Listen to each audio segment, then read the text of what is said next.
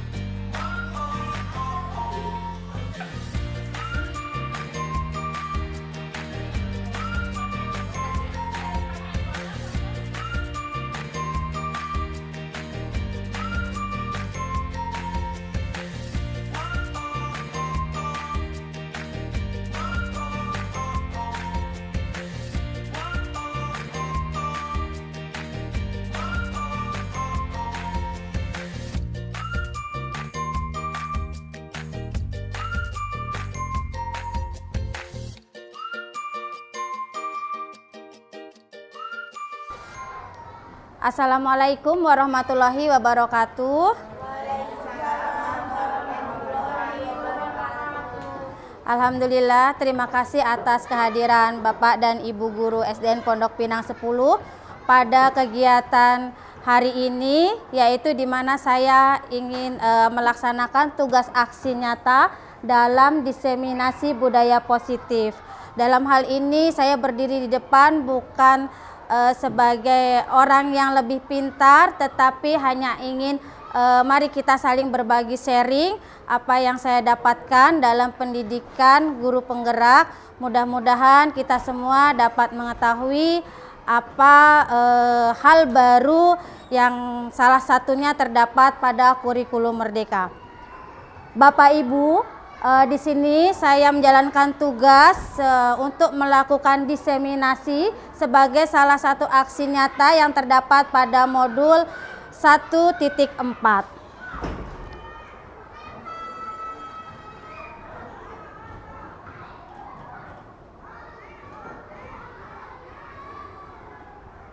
Baik, dalam budaya positif ada beberapa konsep inti yang ingin saya berbagi sharing di sini nanti adalah mengenai pertama, adanya perubahan paradigma belajar, adanya kebutuhan dasar manusia, keyakinan kelas, disiplin positif, motivasi perilaku manusia, nilai-nilai kebajikan, posisi kontrol guru, dan juga segitiga restitusi.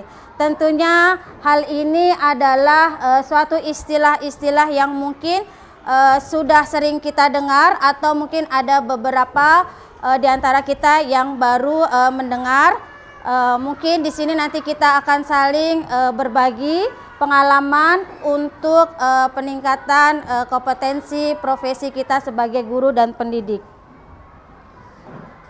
Untuk perubahan paradigma baru di sini, pembelajaran dengan paradigma baru merupakan pembelajaran yang dirancang berdasarkan prinsip pembelajaran berdiferensiasi, sehingga murid belajar sesuai kebutuhannya berdasarkan tahap perkembangannya sesuai teori psikologi modern untuk mewujudkan profil pelajar Pancasila.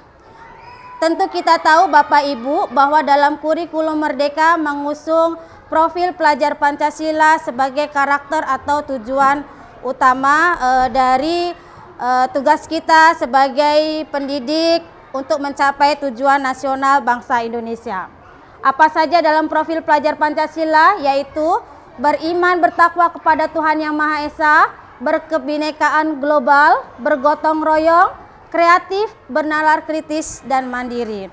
Kita pernah mendengar ing ngarso sung tulodo, ing madya mangun karso, dan tutwuri handayani. Di depan kita sebagai tauladan, di tengah kita sebagai pemberi gagasan, ide kepada anak didik kita, dan di belakang sebagai penuntun atau pemberi motivasi untuk anak didik kita.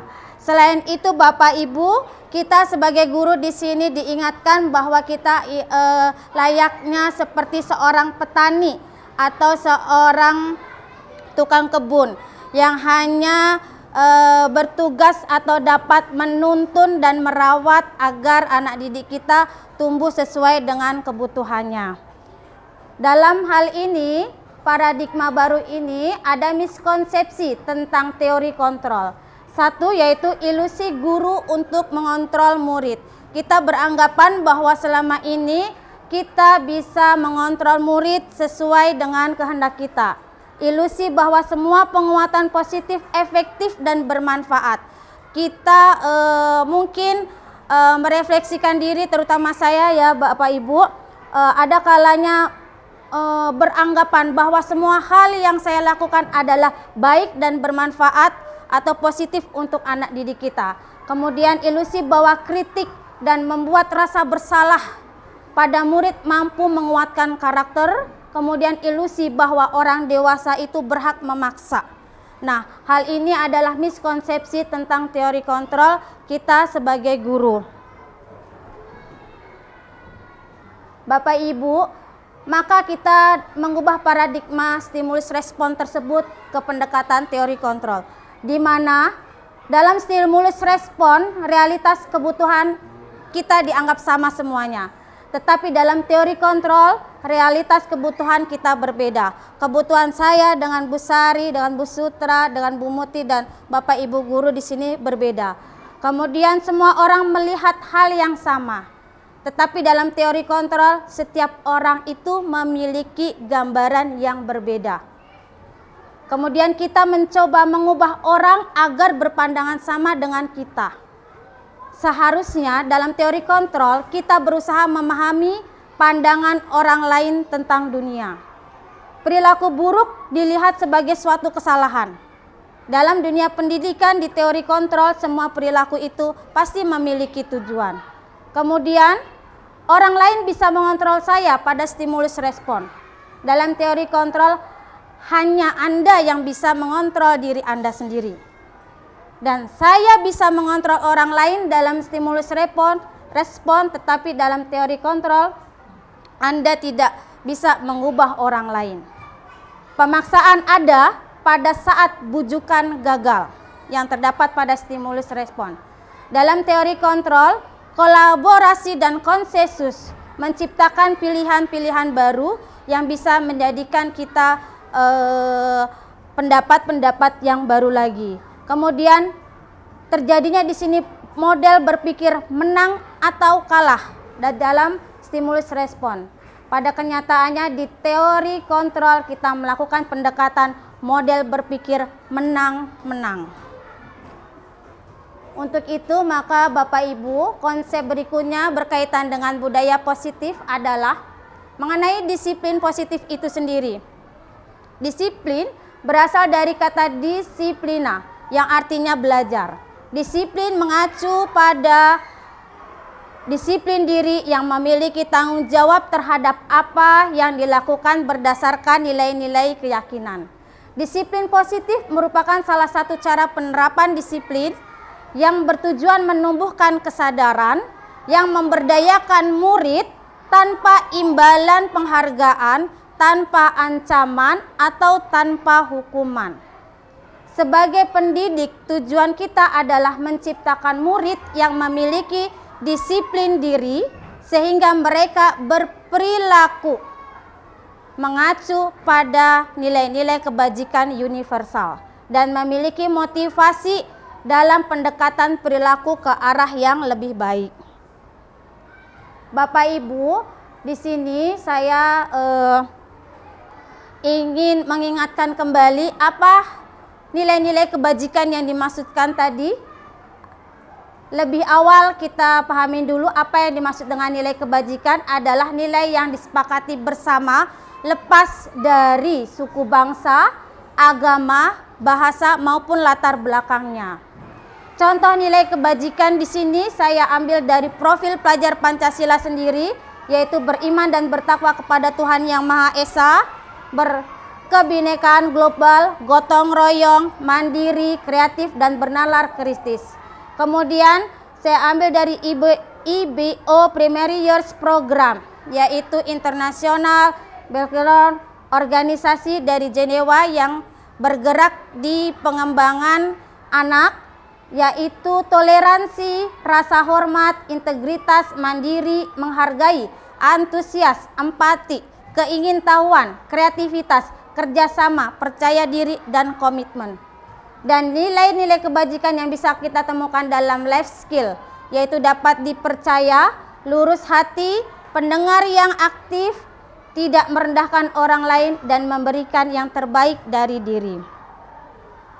Setelah kita mengenal nilai-nilai kebajikan, Bapak Ibu, kita mengarah pada 5 kebutuhan dasar manusia. Hal ini tentunya kita butuhkan di dalam kehidupan kita. Tidak luput juga anak-anak kita melakukan segala sesuatu berdasarkan 5 kebutuhan dasar manusia yang saya tampilkan, yaitu untuk bertahan hidup. Dalam hal ini bertahan hidup kita memerlukan apa Bapak Ibu? Makanan, pakaian, tempat tinggal, keamanan, dan kesehatan. Kasih sayang dan rasa diterima. Dalam hal ini apa yang dibutuhkan Bapak Ibu?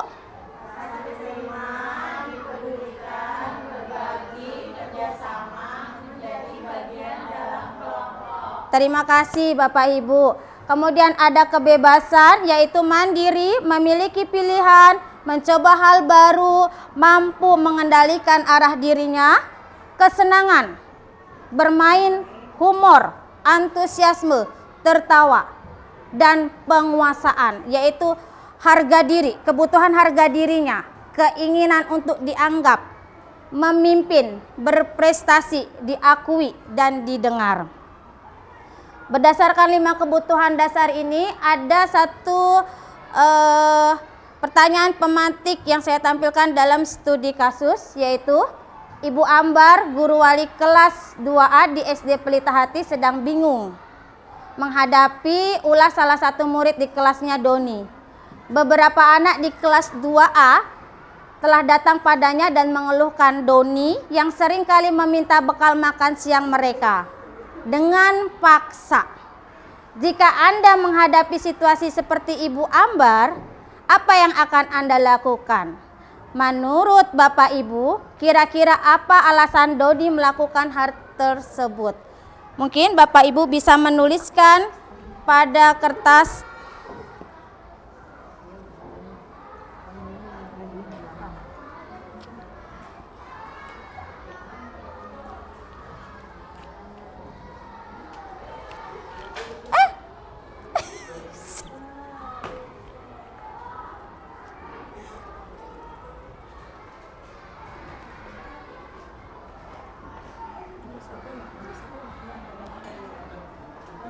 Ada yang belum Bapak Ibu?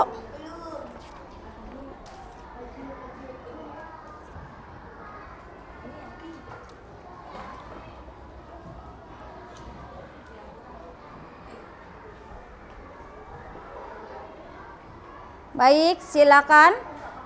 Jika Bapak Ibu menghadapi situasi seperti Ibu Ambar, apa yang akan Bapak Ibu lakukan? Dan apa alasan Doni melakukan hal tersebut?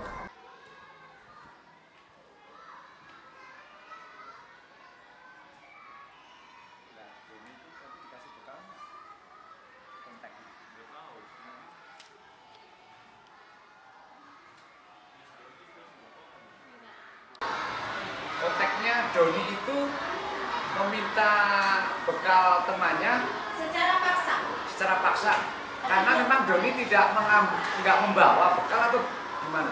Jelaskan Doni membawa bekal atau tidak, Pak.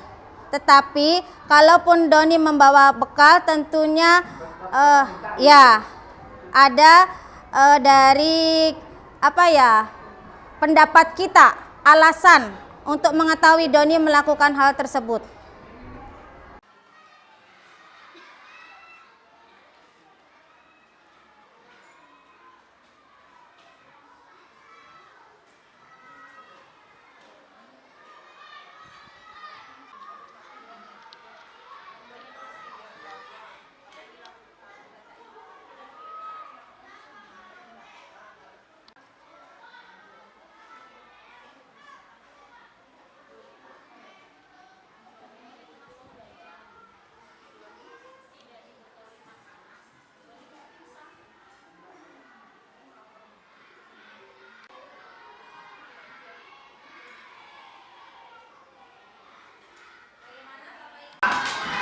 Anak didik yang namanya Doni itu selalu meminta bagian atau minta makanan kepada teman sekelasnya. Nah, kalau saya menjadi Bu Ambar, saya akan menasihati Doni agar tidak meminta-minta lagi, artinya biar teman sekelasnya nyaman dalam menikmati menu pagi tadi. Kalau ini masih terulang, artinya ini kan termasuk ya melanggar etika ya. Kita konfirmasikan, kita informasikan kepada wali muridnya agar memberikan bekal yang lebih dan menasihatinya agar tidak meminta. Itu aja Bu, terima kasih. Mungkin ada yang lain? Saya mau menjawab pertanyaan yang kira-kira apa alasan Doni melakukan hal itu. Ada beberapa kemungkinan Bu. Pertama mungkin Doni ini lapar. Kemungkinan kedua memang Doni itu tidak diberi uang jajan oleh ibunya. Kemungkinan ketiga Doni tidak dibekali makanan Bu. Dan keempat ini yang lebih parah Bu. Doni mungkin dia mau pingsan. Yang terjadi pada anak didik kita dengan kasus yang sama. Kita kembali Bapak Ibu, ada kemungkinan yang disebutkan tadi oleh Bu Rina karena dia lapar. Artinya ada kebutuhan dasar dia yang ingin dipenuhi, yaitu kebutuhan untuk bertahan hidup. Kemudian Bu Rina menyarankan agar dan Pak Parja juga menyarankan agar menginformasikan ke wali murid atau orang tua muridnya. Dalam hal ini bahwa Doni membutuhkan kebutuhan dasar kasih sayang dan rasa diterima. Mungkin ada yang lain dari itu, Bu Dinda? Kalau untuk bekalnya mungkin rasa kasih sayang ya Bu ya. Tapi ini untuk katakanlah menurut saya kenapa Doni ini bisa meminta bekal secara paksa karena dia belum tahu bagaimana cara meminta yang baik. Mengingat karena dia usianya masih kelas 2 SD. Masih tahapan dia berusaha mengenal. Terima kasih, tepuk tangan untuk Bu Dinda. Nah, didik kita untuk mengetahui hal-hal untuk mengarahkan karakter atau nilai kebajikan yang lebih baik. Terima kasih Bapak Ibu untuk 5 kebutuhan dasar manusia ini. Semoga kita bisa memahami bahwa anak didik kita dalam melakukan atau menunjukkan suatu perilaku, kembali lagi kita mengingat pada kebutuhan dasar manusia tadi. Nah, dalam hal ini ada motivasi perilaku manusia untuk melakukan hal tersebut. Ada motivasi ekstrinsik dan intrinsik. Motivasi ekstrinsik ini adalah untuk menghindari ketidaknyamanan atau hukuman. Misalnya, ketika seorang anak didik melihat kita, ada ibu guru datang duduk tertib. Artinya, di situ motivasi dia berperilaku adalah baru bersifat ekstrinsik, yaitu menghindari hukuman atau ketidaknyamanan agar tidak ditegur oleh bapak ibu gurunya. Atau apabila bapak ibu gurunya mengatakan, ayo siapa yang dapat nilai 100 nanti dapat hadiah minuman teh botol dari ibu guru. Nah, artinya di situ ketika siswa melakukan hal tersebut berusaha mendapatkan nilai 100, ada motivasi untuk mendapatkan imbalan atau penghargaan dari orang lain. Nah, motivasi-motivasi dari ekstrinsik ini kita berusaha mengarahkan anak didik kita untuk memiliki atau kemampuan memunculkan motivasi intrinsiknya, yaitu menjadi orang yang mereka inginkan dan menghargai diri sendiri. Jadi melakukan segala sesuatunya dengan tujuan ingin menghargai dirinya sendiri dengan nilai-nilai yang mereka percaya. Bapak Ibu, oleh karena itu dalam disiplin positif ada 3 hal di sini. Ada berupa bentuk hukuman, konsekuensi, dan restitusi. Disiplin dalam bentuk hukuman itu tidak terencana Bapak Ibu. Biasanya tiba-tiba saja kita lakukan. Kemudian murid tidak tahu apa yang akan terjadi atau tidak dilibatkan. Lalu bersifat satu arah saja. Hanya kita guru atau atasan kepada bawahan. Kemudian hukuman ini berubah biasanya fisik dan secara psikisnya. Dalam konsekuensi, disiplin sini terencana dan disepakati baik oleh guru maupun peserta didik sesuai peraturan. Tetapi murid tetap dibuat tidak nyaman karena sikap guru yang selalu memonitor murid agar selalu mengarah pada aturan-aturan yang sudah disepakati. Lalu pada restitusi, yaitu proses menciptakan kondisi bagi murid untuk memperbaiki kesalahannya. Proses kolaboratif yang mengajarkan murid untuk mencari solusi dalam setiap masalah yang ia miliki. Nah, di sini ada 5 posisi kontrol guru. Mari kita merefleksi diri Bapak Ibu untuk hari ini. Kita sebagai penghukum, pembuat merasa bersalah, pemantau, sebagai teman atau manajer untuk anak didik kita. Jadi ada 5 posisi kontrol guru di sini dalam melakukan tugas mendampingi dan menuntun anak didik kita.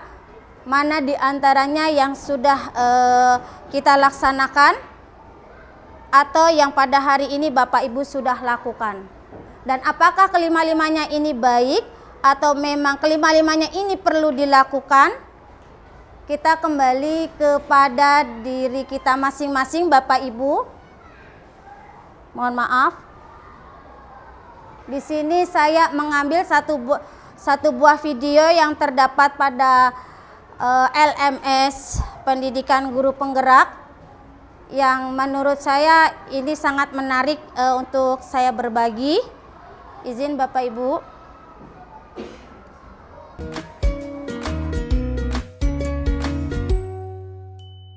Salam bahagia Ibu dan Bapak guru hebat. Dalam penerapan disiplin positif restitusi, salah satu program yang dikembangkan adalah 5 posisi kontrol. 5 posisi kontrol dalam restitusi adalah proses perjalanan seorang pendidik agar dapat mengenali dirinya.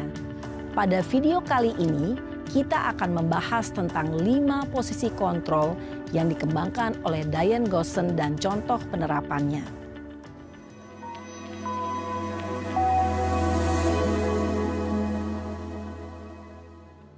5 posisi kontrol itu adalah 1. Posisi penghukum. 2. Posisi pembuat merasa bersalah. 3. Posisi teman.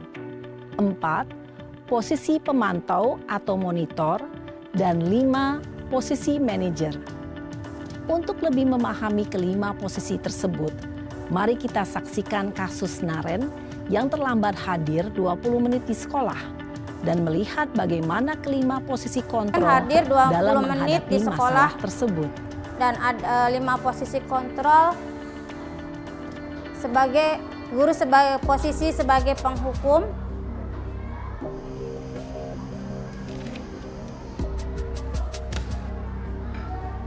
Ya. kata gurunya Naren! nih. Naren, Sini kamu. sini kamu. Selamat pagi, Bu. Selalu terlambat. Selamat pagi, Bu. Kamu deh. Kamu lagi pasti selalu terlambat.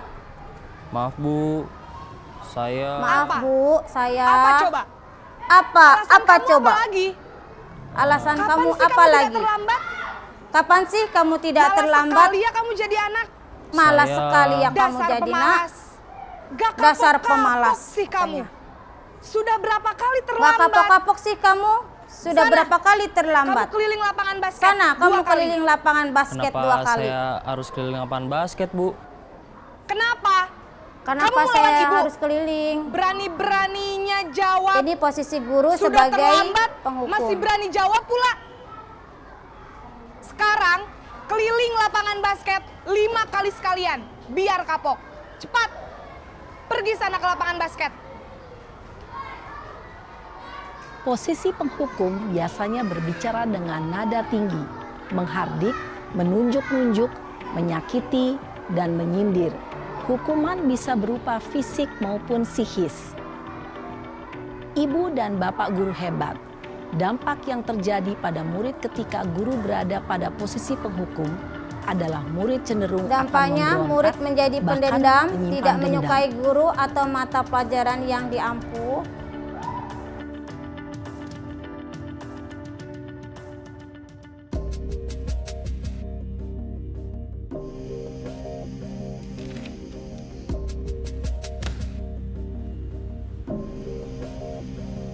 Naren!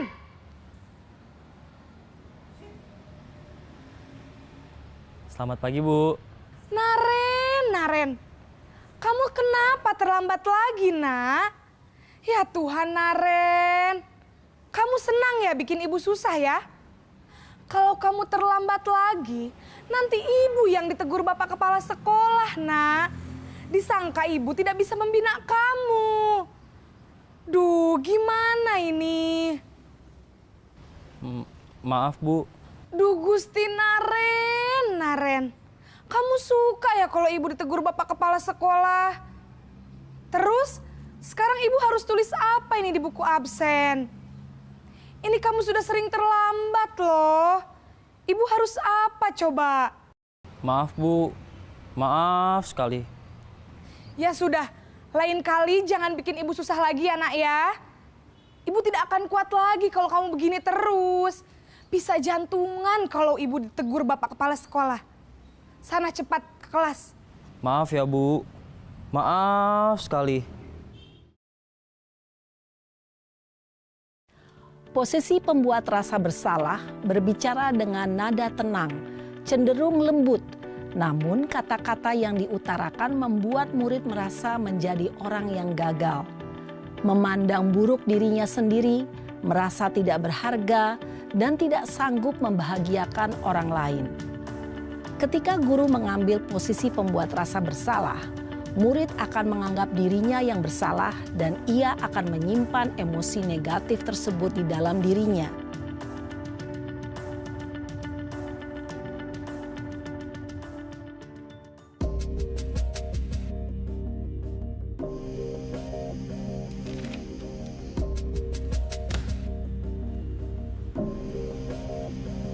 Naren!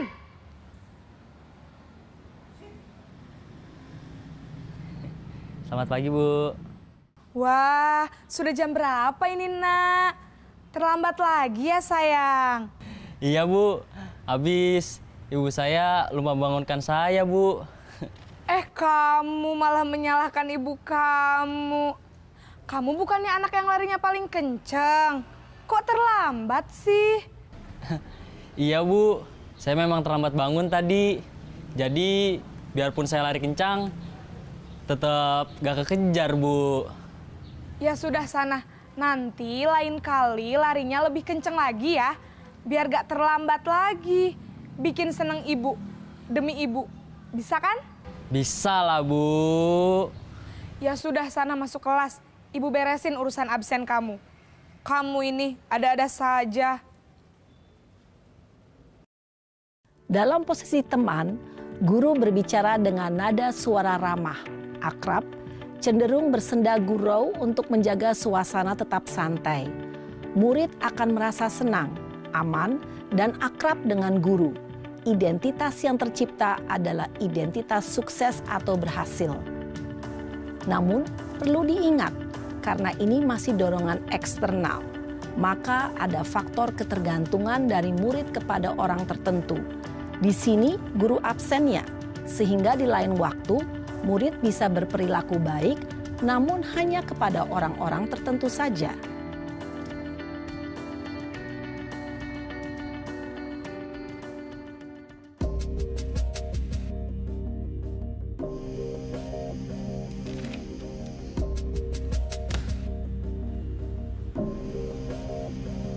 Naren!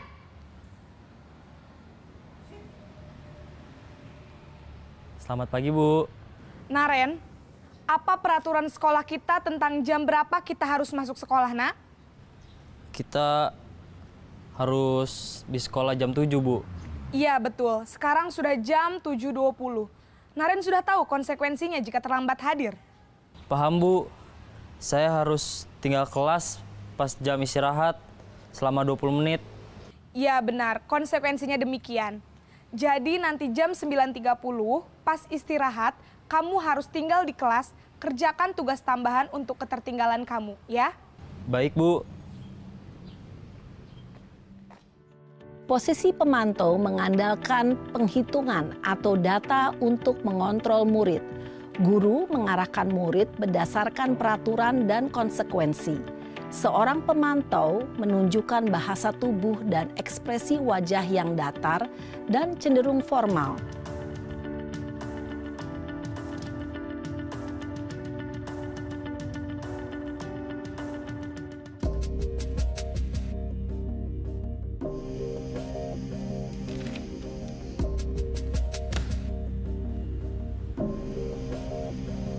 Naren!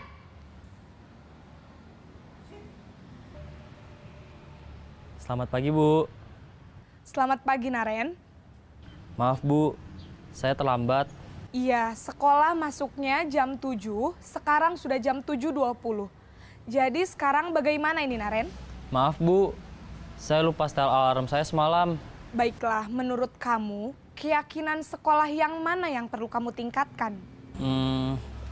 Menghargai diri sendiri dan orang lain mungkin ya, Bu. Setuju. Jadi, apakah Naren meyakini prinsip saling menghormati tersebut? Iya, Bu. Saya meyakininya. Apakah Naren bersedia memperbaiki masalah keterlambatan ini? Bersedia, Bu. Bagaimana kamu akan perbaiki masalah keterlambatan ini?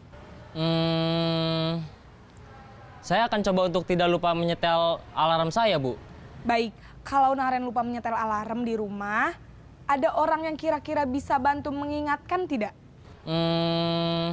Ada, Bu. Kakak saya, Kak Ema. Ada lagi selain Kak Ema? Selain Kak Ema, ada ibu saya. Baik, jadi yang mengingatkan Naren adalah Kak Ema dan ibu kamu ya? Kira-kira akan mulai setel alarm kapan nih, Naren? Setelah pulang sekolah, akan segera saya lakukan. Baik, jadi Naren akan setel alarm untuk bangun besok pagi dan akan diingatkan oleh kakak dan ibunda Naren ya. Ada lagi yang mungkin perlu dilakukan, Naren? Agar tidak terlambat bangun lagi. Tidak ada, Bu. Baik, Naren. Terima kasih untuk kerjasama kamu. Sekarang kamu perlu kembali ke kelas untuk belajar. Baik, Bu. Terima kasih. Posisi manajer adalah posisi kontrol yang disarankan untuk membimbing murid memiliki sikap disiplin yang positif, yaitu murid yang mandiri, bertanggung jawab, dan dapat memecahkan masalah. Tujuan dari posisi ini adalah agar murid dapat berefleksi atas tindakannya. Guru akan dengan tulus memberikan pertanyaan-pertanyaan bermakna, sehingga membuat murid dapat belajar dari kesalahannya dan mencari sebuah solusi untuk menyelesaikannya. Ibu dan Bapak guru hebat, setelah mengamati adegan kelima posisi kontrol tadi, kira-kira posisi mana yang paling ideal? Posisi mana yang dapat menunjang motivasi intrinsik murid? Ya, tentu posisi manajer. Posisi ini memang posisi ideal yang ingin dituju setiap pendidik. Pada posisi inilah, guru dapat menerapkan disiplin positif yang berpihak pada murid, yang memerdekakan murid. Perjalanan seorang pendidik tentunya tidak mudah untuk sampai pada posisi seorang manajer.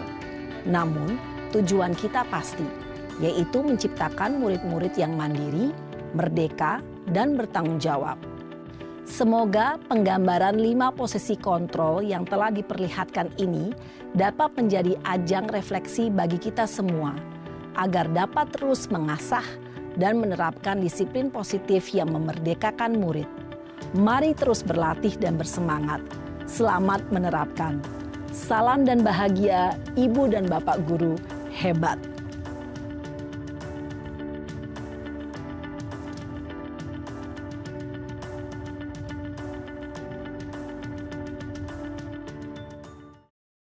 Di sini ada beberapa kalimat 5 posisi kontrol. Silakan boleh dituliskan dalam kertas yang sudah dibagikan. Hormat pada bendera selama 1 jam. Sebagai penghukum, teman, pemantau, manajer, atau pembuat merasa bersalah. Sebagai apa Bapak Ibu? Penghukum. Baik. Berapa kali Bapak atau Ibu harus memberitahu kamu? Kamu selalu saja mengecewakan Bapak Ibu. Sebagai pembuat merasa bersalah. Ayo dong ikuti aturan di sekolah. Tolong bantu Bapak Ibu. Sekali ini saja ya. Ya sudah, tidak apa-apa. Lain kali jangan seperti itu lagi ya. Sebagai apa ini Bapak Ibu?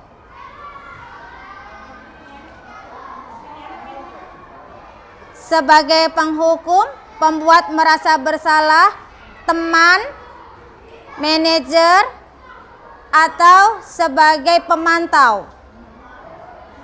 Sebagai teman, ya betul Bu Rohaya.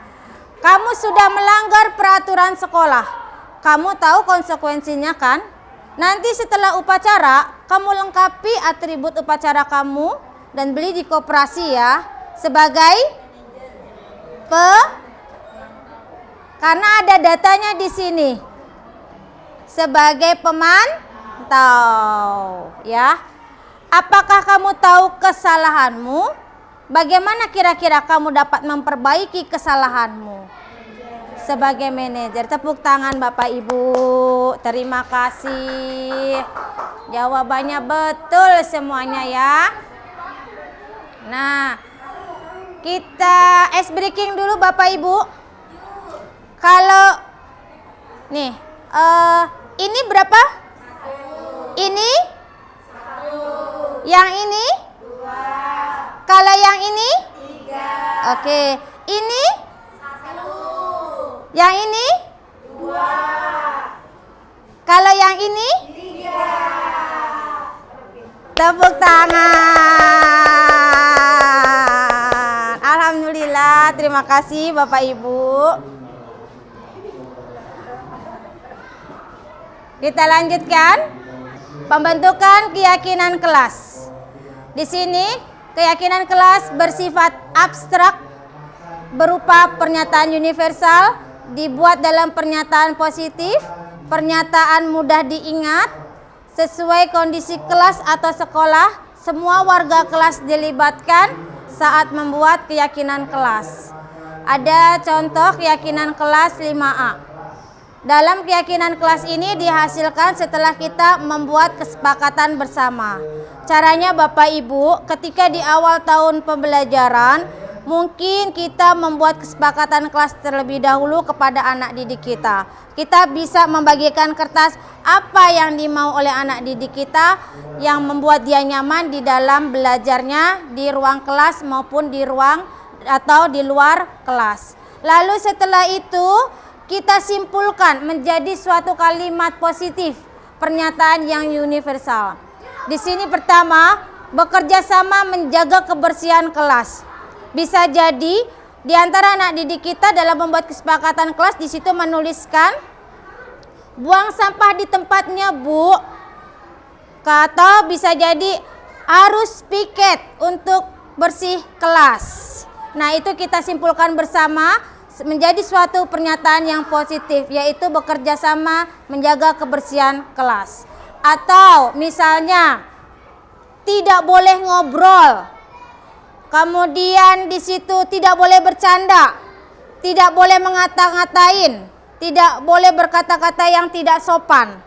Nah, itu kita simpulkan dari kata-kata yang dikumpulkan anak-anak tentunya secara bersama-sama menjadi suatu kalimat yang positif, misalnya saling peduli, menghargai, dan saling membantu, dan lain sebagainya.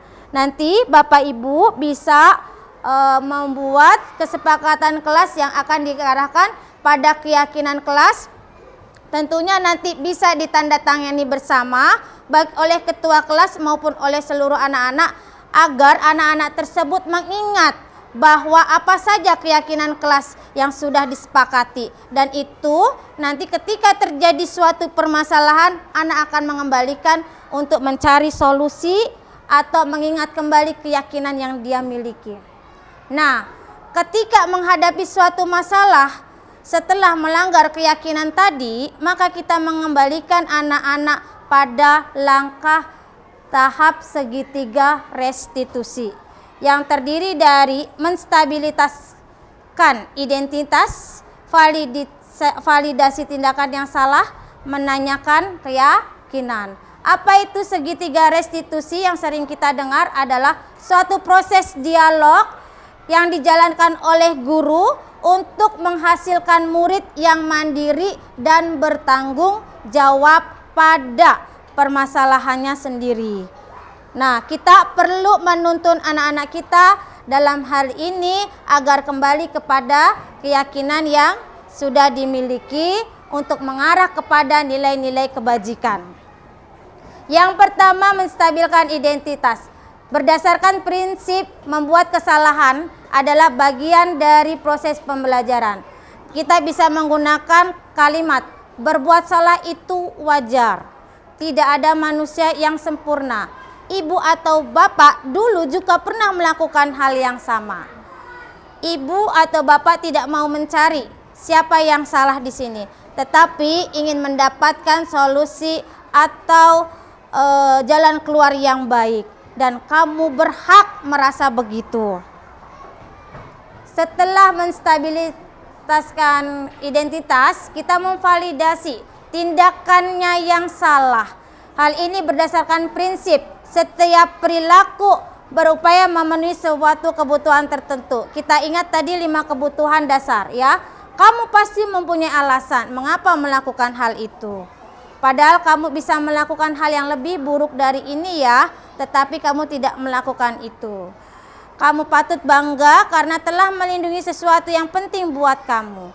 Dan kalimat yang lainnya yang memvalidasi tindakan yang salah dengan cara tidak mengejas bahwa anak itu telah membuat suatu kesalahan yang tidak terampuni lagi. Nah, lalu langkah terakhir adalah menanyakan pada keyakinan.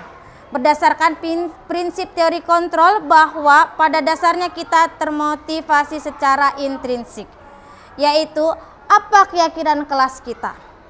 Kemudian nilai apa yang telah disepakati bersama. Seperti apa gambaran sebuah kelas yang ideal menurut kamu, atau kamu ingin menjadi seperti apa. Hal ini, langkah-langkah segitiga restitusi ini bertujuan agar anak kembali pada keyakinan untuk menghasilkan nilai-nilai kebajikan yang kita harapkan dan tidak mengulangi perbuatan salah karena unsur ekstrinsik, tetapi mengarah pada unsur intrinsik. Tahu kenapa ibu panggil? Kenapa nak? Kenapa hal itu kamu lakukan?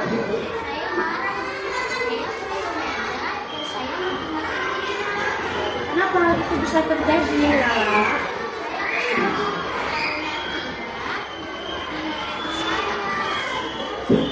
Wajar jika kamu kesal ya.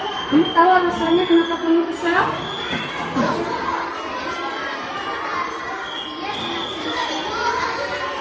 Ya, ibu menghargai sekali tapi tidak terlaksana.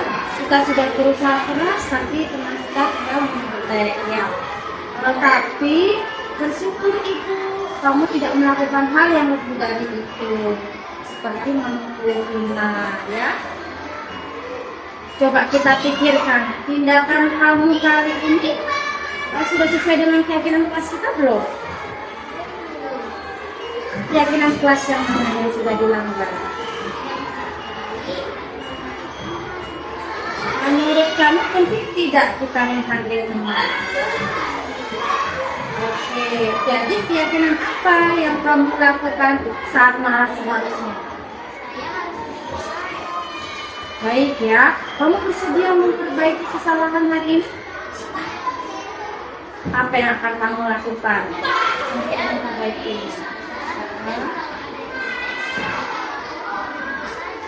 Bagus, Ibu sangat menghargai kata ya.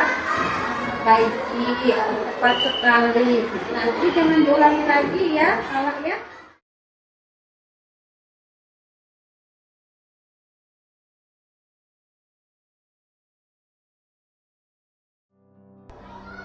Assalamualaikum warahmatullahi wabarakatuh. Kemarin sempat terjadi masalah dengan teman saya.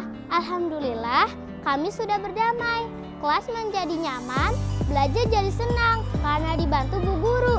Terima kasih Bu Guru. Wassalamualaikum warahmatullahi wabarakatuh. Assalamualaikum warahmatullahi wabarakatuh. Saya Kinara, kelas 5A. Saya diajari oleh Ibu Guru Retno Sumiati. Di kelas, saya merasa senang belajar bersama Bu Guru. Saya dan teman saya mengikuti kesepakatan kelas dengan semangat. Terima kasih Bu Guru, kami belajar menjadi tertib dan nyaman. Wassalamualaikum warahmatullahi wabarakatuh. Assalamualaikum warahmatullahi wabarakatuh. Halo semuanya, perkenalkan nama saya Tina Zinata Zahra.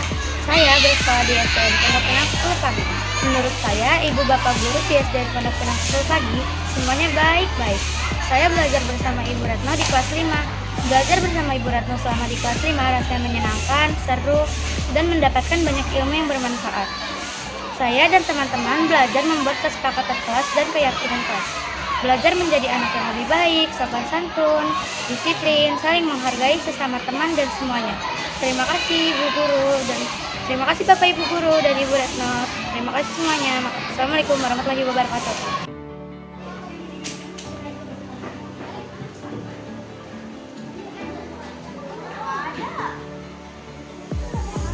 Ayo.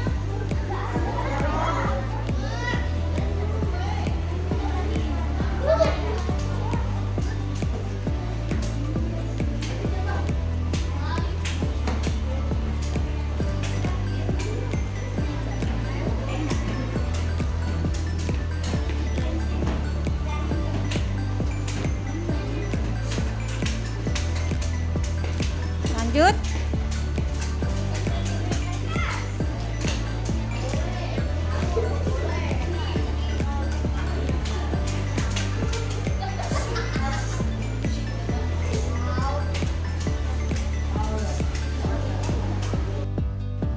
Bapak Ibu, mungkin itu budaya positif yang saya dapatkan, yang saya bisa sharing kepada Bapak Ibu.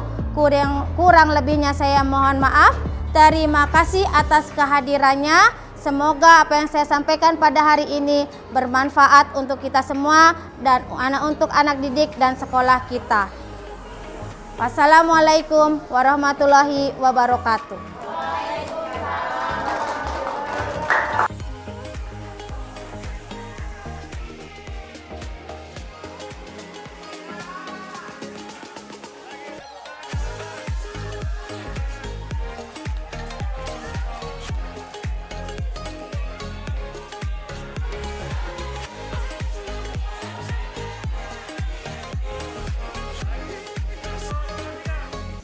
Assalamualaikum warahmatullahi wabarakatuh. Saya Sari sebagai rekan kerja dari Ibu Retno Sumiati.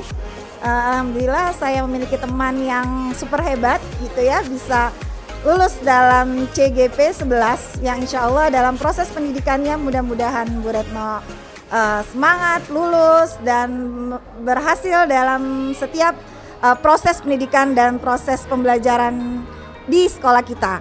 Dan insya Allah kedepannya akan menjadi guru yang hebat, menjadi contoh buat kita-kita semua sebagai pendidik di SDN Pondok Pinang 10 pagi. Demikian, Assalamualaikum, tetap semangat Bu Retno. Assalamualaikum warahmatullahi wabarakatuh. Bismillahirrahmanirrahim. Assalamualaikum warahmatullahi wabarakatuh. Halo Bu Retno. Bu Retno, ucapan terima kasih banyak ya Bu atas apa yang sudah disampaikan hari ini. Terima kasih banyak atas ilmu yang bermanfaat. Semangat Bu Retno untuk CGP-nya semoga terselesaikan dengan baik. Wassalamualaikum warahmatullahi wabarakatuh. Dadah. Assalamualaikum warahmatullahi wabarakatuh. Saya ucapkan dulu selamat buat Bu Retno. Semoga sukses selalu. Terima kasih ilmunya, semoga bermanfaat buat kita semua ya. Yang nggak tahu jadi tahu hari ini. Mudah-mudahan kedepannya semakin sukses ya. Pesan saya terima kasih banget soalnya dapat ilmu. Terima kasih gitu aja ya. Selamat berjuang terus ya demi PP 10 ya. Assalamualaikum warahmatullahi wabarakatuh. Baik, demikian tadi mengenai diseminasi aksi nyata saya mengenai budaya positif. Kita ketahui bersama bahwa tujuan pelaksanaan pendidikan di sekolah adalah membentuk anak menjadi generasi yang cerdas dan berkarakter. Oleh karena itu, agar hal itu bisa terwujud, maka kita harus memiliki program kegiatan dalam pembelajaran dan pembiasaan yang baik. Proses pembiasaan itu disebut sebagai suatu budaya.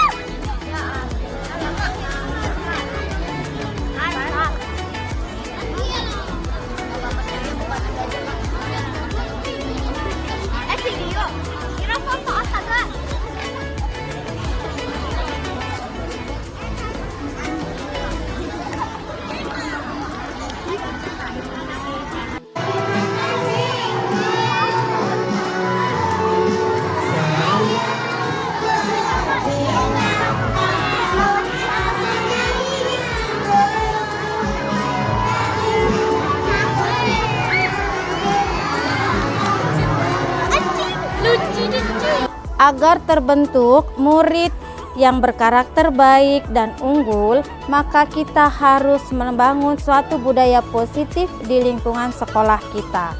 Budaya positif itu tercermin dan terwujud dari nilai-nilai kebajikan yang ada, yaitu nilai kebajikan secara universal yang diterapkan oleh sekolah kita dalam hal budaya positif. Mewujudkan nilai-nilai keyakinan universal di lingkungan sekolah kita merupakan salah satu perwujudan dari visi seorang guru atau seorang pendidik. Karena dalam nilai-nilai tersebut mengandung nilai-nilai karakter baik pada anak didik kita yang tercermin pada pendidikan atau profil pelajar Pancasila. Tentunya hal itu merupakan harapan bangsa kita sebagai salah satu tujuan kurikulum merdeka, yaitu terbentuknya murid-murid yang memiliki karakter baik atau mengarah pada karakter profil pelajar Pancasila. Budaya positif hendaknya diterapkan pada setiap sekolah. Hal ini kenapa? Karena supaya anak-anak merasa nyaman, aman, dan senang di dalam lingkungan sekolah. Tentunya hal ini adalah tugas kita bersama agar anak-anak kita merasa senang dalam mengikuti kegiatan pembelajaran sehari-hari. Untuk mewujudkannya, tentu kita harus melakukan kolaborasi antara guru, kolaborasi pimpinan dengan semua warga sekolah secara emosional untuk saling menghargai agar tercipta budaya positif di lingkungan sekolah kita. Budaya positif diawali dengan perubahan mengenai paradigma tentang teori kontrol. Sebagai pendidik, kita merasa berkewajiban untuk mengontrol perilaku murid-murid kita dari yang perilaku kurang baik menjadi perilaku yang sesuai dengan harapan guru. Dengan adanya teori kontrol ini, maka guru akan menghindari terjadinya kesalahan, tidak hanya pada guru, termasuk pun pada anak didik kita, sehingga akan tercipta budaya positif. Budaya positif akan memunculkan keinginan minat siswa, akan memunculkan kemauan siswa dalam berprestasi, baik secara akademik maupun secara non-akademik. Jika budaya positif di sekolah bisa diterapkan dengan melalui pembiasaan untuk para murid, maka akan tercipta lingkungan belajar yang positif, sehingga konsisten akan membentuk karakter. Jika budaya positif di sekolah bisa diterapkan dengan melalui pembiasaan atau dengan berkolaborasi, maka para murid akan tercipta lingkungan belajar yang positif, sehingga membuat murid mampu berekspresi dan berkolaborasi, serta dapat menumbuhkan motivasi intrinsik untuk meningkatkan kemauannya dalam belajar dan melakukan perubahan baik pada dirinya secara pribadi, dapat bertanggung jawab dan berbudi pekerti luhur serta berakhlak mulia. Agar pengembangan budaya positif bisa dilaksanakan, maka diperlukan langkah-langkah dan strategi seperti yang saya sampaikan pada aksi nyata paparan bersama rekan-rekan guru serta Bapak pimpinan. Yang pertama, kita harus mengetahui posisi kontrol guru yang baik adalah sebagai manajer, di mana posisi ini guru bersama murid dapat mencari solusi dalam setiap permasalahan yang ada, dapat memberikan tanggung jawab kepada murid dalam mencari jalan keluar setiap permasalahan yang dihadapi, dan memiliki keyakinan hal yang baik untuk diri murid itu sendiri agar dapat diterapkan menjadi pembiasaan yang baik ke depannya untuk murid kita bersama. Guru juga dalam mewujudkan budaya positif kepada anak didik adalah dalam hal membuat kesepakatan kelas, di mana guru dan murid saling bekerja sama membentuk kegiatan belajar mengajar agar sesuai dengan harapan guru dan harapan murid, sehingga hal ini dapat membangun kolaborasi baik antara guru dan murid. Sebaiknya kesepakatan yang dibuat harus dapat dipahami dan bisa diterapkan langsung, sehingga jika ada kekurangan dapat diperbaiki dan dikembangkan secara berkelanjutan bersama guru dan murid.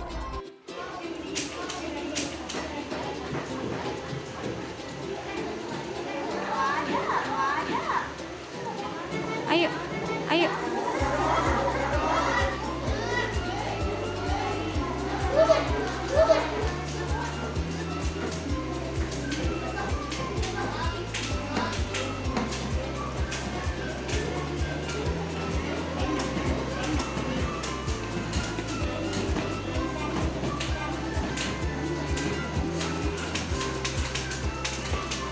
Lanjut, lanjut.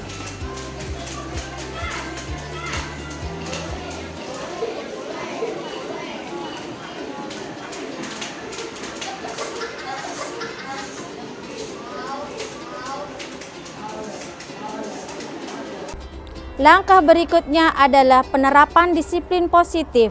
Disiplin positif di sini bertujuan untuk memberikan pemahaman disiplin kepada anak agar mereka mengetahui perilaku yang diperbuat, bisa mengambil keputusan dengan tepat, bertanggung jawab atas pilihan yang mereka lakukan, serta dapat menghargai diri sendiri dan orang lain.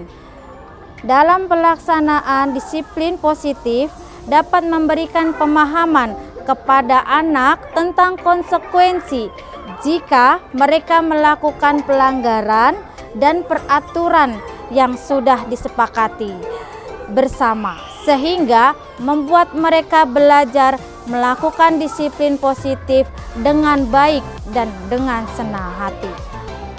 Dengan langkah-langkah tersebut, maka diharapkan penerapan budaya positif dapat menumbuhkan dan mengembangkan sikap gotong royong tercipta kolaborasi yang baik antara semua warga sekolah, baik pimpinan, guru, murid, orang tua murid, komite, dan lingkungan sekolah sekitarnya.